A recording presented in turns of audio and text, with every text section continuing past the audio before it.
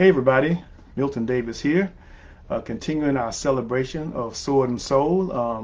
August is Sword and Soul month, and I've been basically taking this time to talk about different topics in Sword and Soul. Today we're going to be talking about historical fantasy and Changas Safari. The reality is that a lot of what we call epic fantasy and sword and sorcery is based on history. We pull a lot of our influences, our ideals, and inspiration from history. Starting with Charles Saunders' Immoral series, which was basically based on pre-colonial African history and culture. He made references to African empires such as Kush, and also with his Desoye stories, he referenced the Dahomey kingdom that existed in the 1700s. Even when you look at Robert E. Howard and Conan, a lot of what is Conan's world was based on European history. The Sumerians and different tribes that he referenced were actual tribes that existed in Europe during that time. So history has a big influence on what we call fantasy. But in this particular case, I'm talking about historical fantasy. Basically, fantasy that takes place within actual history. And that basically is what Changas Safari is. When I first came up with the ideal of doing Changa, I had a couple of things in mind. I wanted Changa to be different from your ordinary sword and sorcery character. I didn't want him to be some barbarian type wandering around the world with different adventures and kind of aimlessly following some type of a destiny. When somebody asked me to explain Changas Safari a long time ago, I said Changa is basically Conan with a job. Changa is a merchant. He lives in Mombasa during the 15th century, and his adventures kind of start there. I always intended this story to be something that was rooted in history.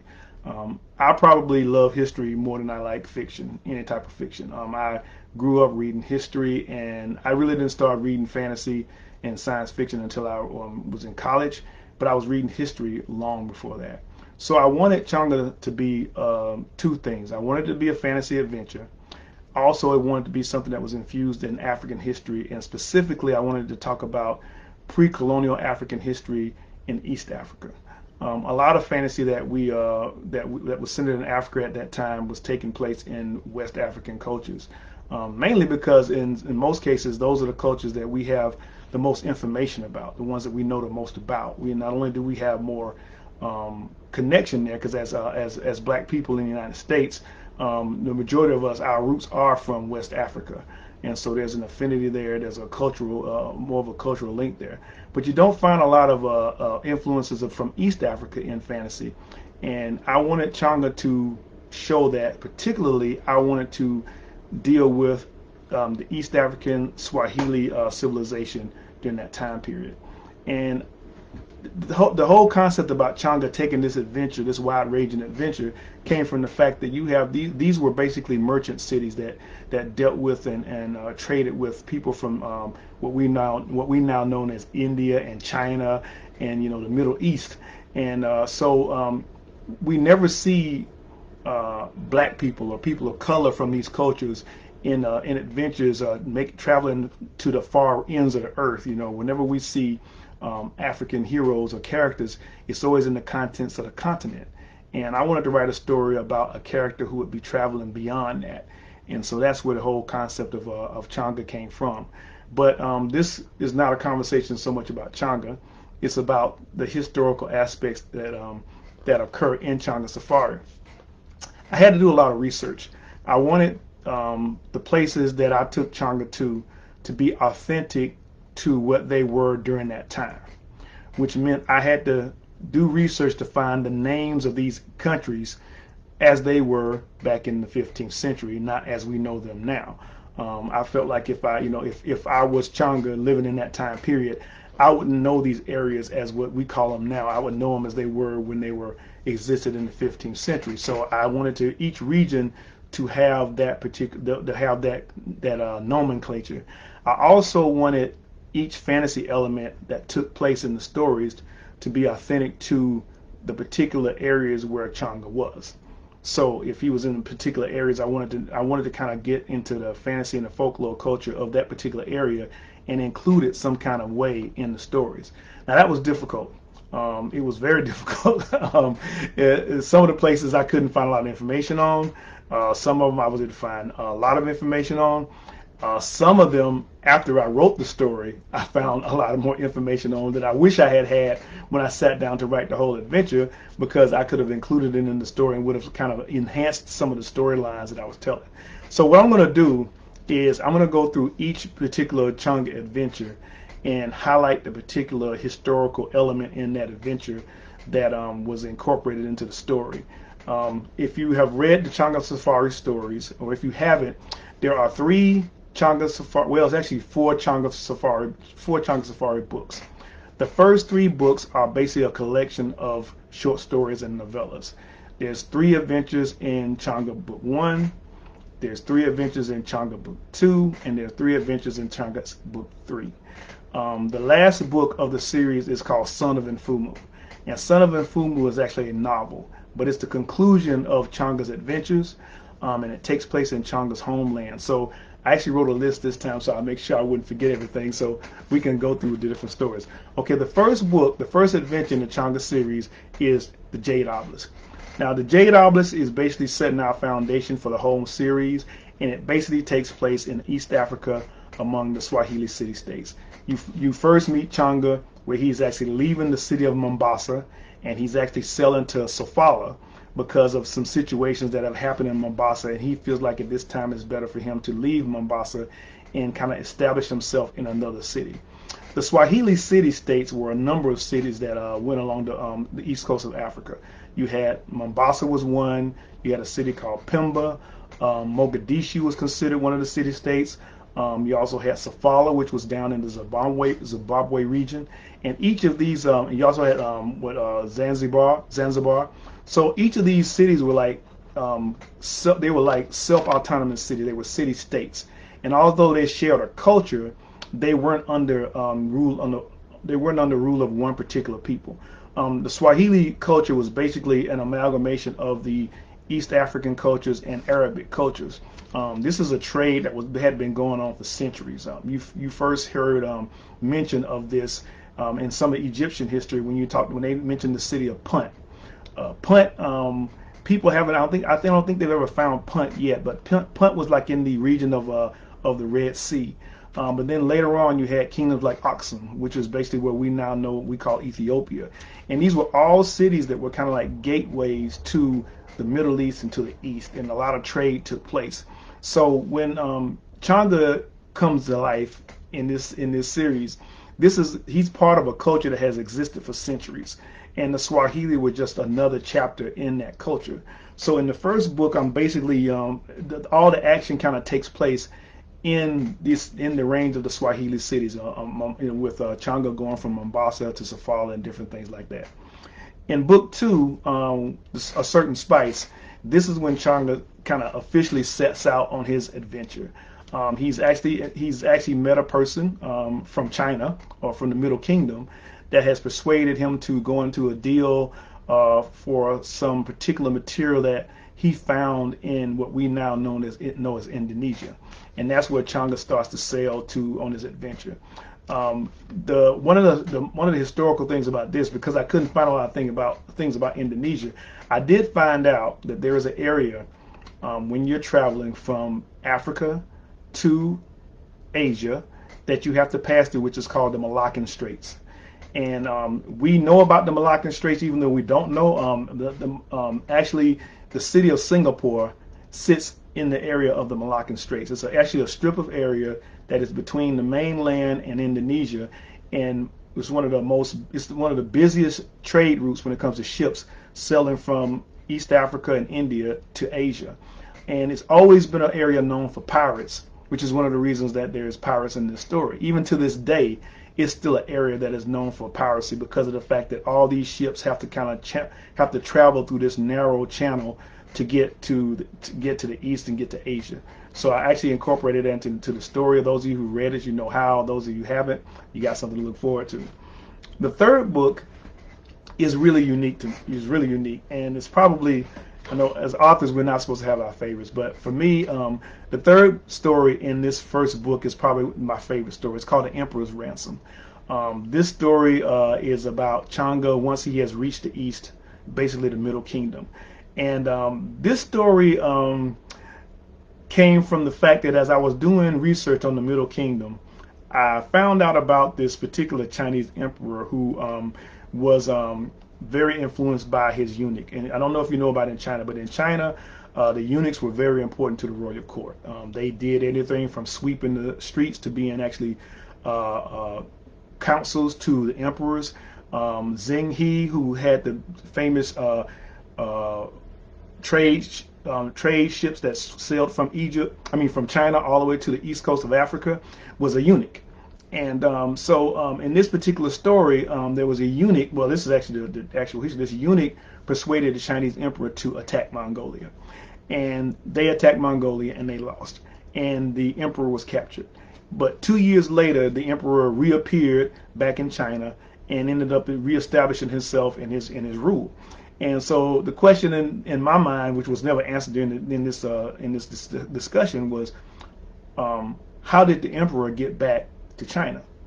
And the Emperor's Ransom is actually my answer to that question.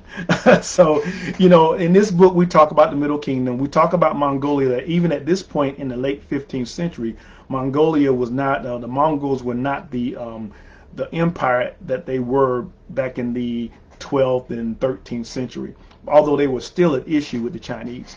And so I actually wanted to write a story with a scenario where Changa would travel to Mongolia, which I did in this story. Another historical element that I discovered when I was doing the research for this particular story was a group of pirates called the Wokou. And the Wokou were originally a group of Japanese pirates that would actually raid the coastal cities in China. And they would raid so much that they started to build the Middle Kingdom started to build a series of fortified cities along the coast, and their sole purpose was to repel attacks by the Wokou.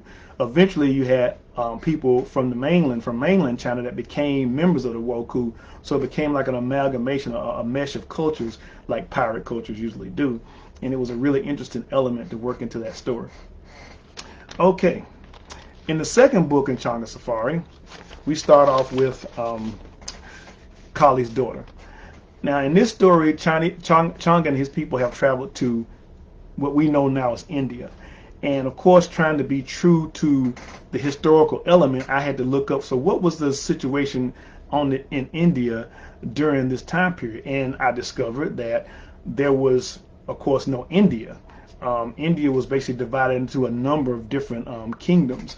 You had the Mughal states to the north, which was basically Muslim kingdoms. That was like a number of them. But to the south, you had a kingdom that a lot of people didn't know about at the time, that we didn't know about recently. It's called Vijayanagar. And Vijayanagar was actually a Hindu kingdom that basically encompassed the southern part of India. And at the time, I had never heard of this particular kingdom before. So me, I went out looking for books, and I found two books. I found this book, which is called A Forgotten Empire, Vijayanagar, which was a wealth of information for me. It just told me about the entire history of the kingdom, and from the beginning to the end. And I also found this book, which is basically the Chronicles of Paes and Nunes, of a couple of Portuguese explorers, because the Portuguese were selling around, sticking their hands in everybody's business. This is called the Vijayanagar Empire, which is basically their account of their experiences dealing with the Vijayanagar Empire. So because of these two books, I was able to really get a lot of details about the empire and include that into this particular story. The next story in Changas Safari, the second book, was the Emir Returns, and this is a story where Changa and his crew visit Yemen. Yemen was a very important country in the Eastern trade during that time. This capital, I think it's pronounced Sinai, was very important. It was probably one of the first places that travelers coming from North Africa would stop and and do whatever they need to do, refuel, change different things like that. Not refuel, but get new supplies and stuff like that. And one of the characters in Changas Safari is actually from Yemen. So that was a we had to include that particular one in the story because there's something significant that happens in the whole series, and it actually occurs in Yemen. The next book is called Protector of the Covenant, and the Protector of the Covenant actually takes place in what we now know as Ethiopia.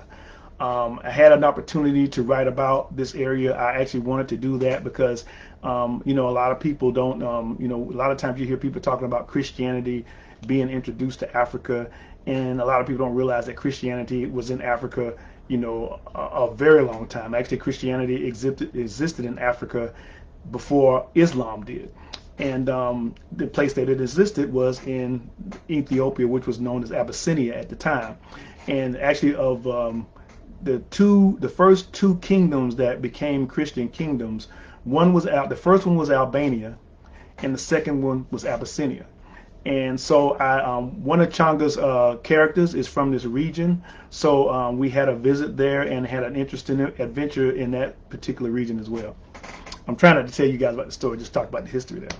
So the first two books basically accomplished what I wanted to do. I had Changa basically sail to the east and come back. But I hadn't done what I wanted to do, which was have Changa explore African kingdoms as well. And that's where the third book of Changas Safari came in.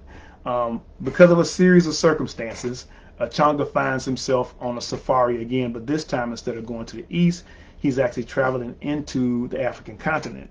And the first story, Master of the Lake, Changa finds his adventures happening in what we call the lake region of Africa, which would be like, lake, what we call Lake Victoria, Lake Tanganyika, along the rift and stuff like that. So this story takes place in that area, and the historical references come from that particular area. There's also another story which is attached to Changa, which is Fallen, which is Changa and Majoga. Changa and Majoga stories also take place in this region. And so it's kind of I wouldn't say they're associated with Changa, but they're kind of a spin-off from the Changas Safari series and stuff. The next story after that one is the Nyama book. Now, in the Nyama book, Changa and his crew have actually traveled further west, and they encounter the kingdom of Canaan and Bornu. The Canaan-Bornu kingdom was something that was very new to me, and I didn't when I found out about it. And it was very interesting to do research about it. I had a couple of books that I have about it. I'll show you my first one. So this book is called the Kanuri of Bornu, which I found, and I had a lot of my information, got a lot of information from that. And also, there's another book called the Dewan. It's called the Dewan Revisited. The Canaan Bornu, they call them the Safawa dynasty of Canaan Bornu, is one of the longest running dynasties in the world. Lasted basically 1,700 years. And a chronicle of that dynasty is this book, the Dewan, where it lists each ruler of Canaan Bornu and gives a brief description about their rule and different things like that. So it was really cool to be able to introduce this particular aspect of African culture into a fictional fantasy story. The next story we have is also, I'm sorry, I forgot one thing about the Nyama book. I also did something else in the Nyama book. I also had Changa and his crew travel to the Songhai Empire. Again, everything in Changa is made to be historically specific, and at the time Changa was taking his journey, Songhai was the major kingdom in the Sahel kingdom. And so there's a plot, and as part of the plot in the story is that Changa does visit this kingdom. I can't tell you any more about that, but I'll tell you what the story's about. But I was able to work out where Changa has an encounter with a very famous figure from that time period, and I thought it was really cool to be able to have this like historical cameo in the story, and had a great time working with that. The last story in book 3 is called A Daughter Returns. Now this story is actually about Panya, who is Changa's companion and his second in command. And this story takes place basically in the Yoruba city-states. Panya is Yoruba. In this book, Before the Safari, I talk about her origins and why she left Europe, the Yoruba city states. But I had also, this is another situation where I had a good time writing the story because I had a lot of reference points in the Nigeria region and Yoruba reference points because of some of the people that I know personally that were able to help guide me on writing this story and on the history. Now, the final book of Changas Safari is Son of Infumu. In this story, Changa has actually returned to his homeland, and Changa is originally from the area that was known as the Congo. No, it's not the same Congo as we know it. We know the Congo region as being in Central Africa. Back then, the area known as the Congo region was really what we see today is probably called Angola. And this being the late 15th century, I could not write about this region without introducing the Portuguese. Because at the time Changa would have reached that area, the Portuguese would have already have been in that area as well and had been, working with and establishing relations with the different kingdoms that made up that region. And so in this particular book, Changa also, that's also an aspect of Changa's situation when he returns to his homeland of the Congo to fulfill his destiny, so to speak. So basically, that is the history as it relates to Changa. And each of these areas, it took some research. It was really a fun I guess it's a task to do. Not only just incorporating the history and the different mythologies and cultures of those particular regions, but also doing research as much as looking at the different weapons from the different cultures that were used and incorporating them into the fighting styles of the characters and different things like that. So it's a real fun series. I really had a good time writing it. Really had a good chance of incorporating the different historical aspects to it. If you guys are looking at me right now and you want to ask some questions, you can put something in the chat. One of the things I am going to do is I'm going to put a link to the Changas Safari series in the chat. So if for some strange reason my discussion makes you interested in the series, then you'll know where to get it. Of course, Changa is available from MV Media, but it's also available anywhere books are sold. It's available as a paperback. It's available as ebook, so you can pick it up and take a look at it. Again, it was a series that I had a great time writing. It's a series that is complete in itself. So if you decide to take a look at it, you can read each book one to the next one. There is one more book in the series that I didn't talk about, and it's actually not part of the series. It's kind of a prequel to the series. It's called Before the Safari. And it actually came out of the fact that as people read Changas Safari, some people were curious about the background stories for each of the members of his crew. So I decided to sit down and write each of their stories showing how they ended up in Mogadishu. I mean, not Mogadishu, but in Mombasa, and how they encountered Changa, leading up to the last story by Prince Zaki, which is kind of a segue into the series. So that's a book that you can either choose to read before you read the whole series, or it's also a book you can read after the whole series. Either way, I think it fits in either way. So that's it for tonight. I hope you guys had a good time. I hope you found this interesting.